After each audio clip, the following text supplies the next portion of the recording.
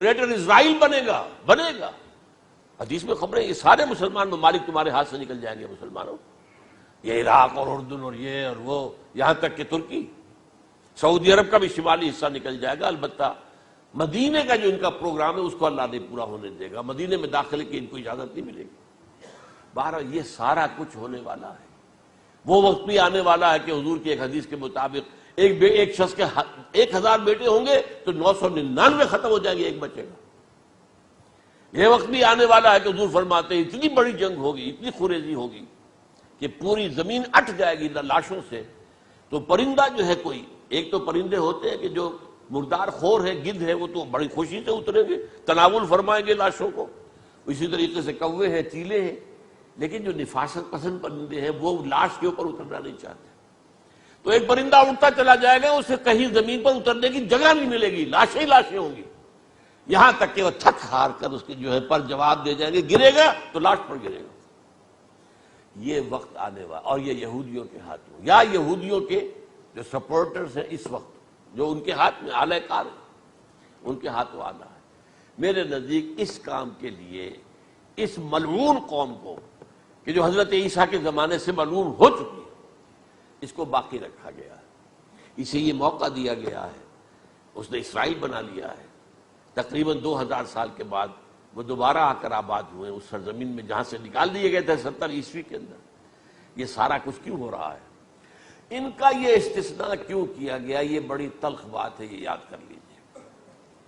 کیونکہ یا تو قوم اسی وقت ہلاک کر دی جاتی، جیسا کہ ہوا قوم نوح، قوم ہود، قوم عاد، قوم ثمود، قوم شعیب، یہ ہوا کہ نہیں ہوا؟ اور سدوم اور عمورہ کی بستیاں جہاں حضرت لوط بھیجے گئے، اور آل فرعون جو ہلاک کیے گئے، یا تو پوری قوم ہلاک کی جاتی؟ نہیں، یہ یوں سمجھیے کہ اس پورے معاملے کو درمیان میں سے ایک وقفہ دے دیا گیا، حضرت عیسیٰ کو اٹھا لیا گیا، اور حضرت عیسیٰ دوبارہ آئیں گے۔ یہ کیوں کیا گیا؟ اب اس میں بڑی تلخ بات آپ سے کہہ رہا ہوں، یہ آپ کے لیے قبول کرنا آسان نہیں، حلق سے نیچے اٹھنے کی مشکل سے۔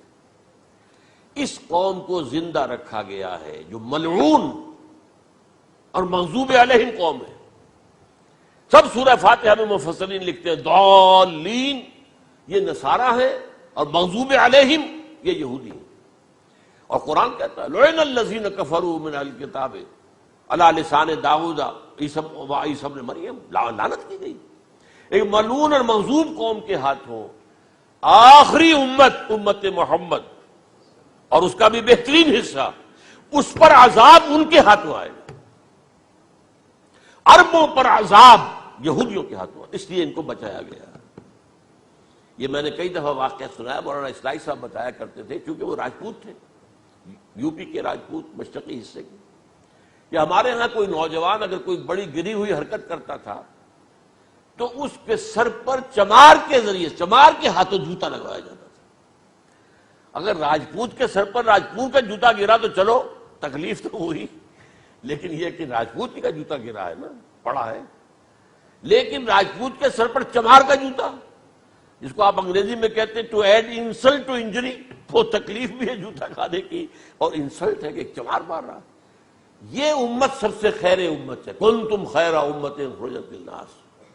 اس کے لیے عذاب بھی بدترین آئے گا، اور کن پر آئے گا؟ اس امت کا جو اصل نیوکلیس ہے عرب، جس کے بارے میں حضور کی حدیث موجود ہے ویل للعرب، عرب کے لیے بہت بڑی ہلاکت۔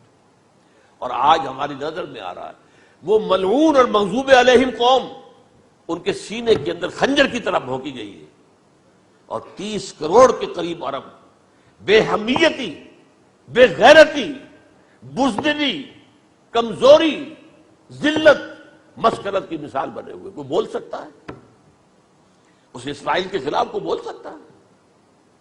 30-35 لاکھ آدمی ہے اسرائیل کے اندر یہودی، اس سے زیادہ تو امریکہ میں 50 لاکھ کے قریب، کل 1.25 کروڑ آدمی ہے یہ یہودی پوری دنیا کے اندر۔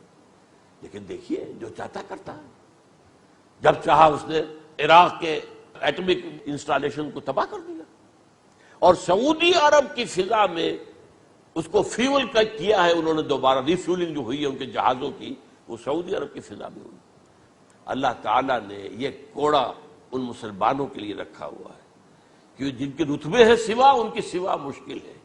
جتنا اونچا مقام اللہ نے دیا عربوں کو، ان میں حضور کو اٹھایا، ان کی زبان میں اپنا آخری کلام نازل کیا، تو ان کی ذمہ داری بھی بہت ہے۔ جن کے رتبے ہیں سوا، ان کی سوا مشکل ہے۔ یہ ہے میرے نزدیک واللہ اعلم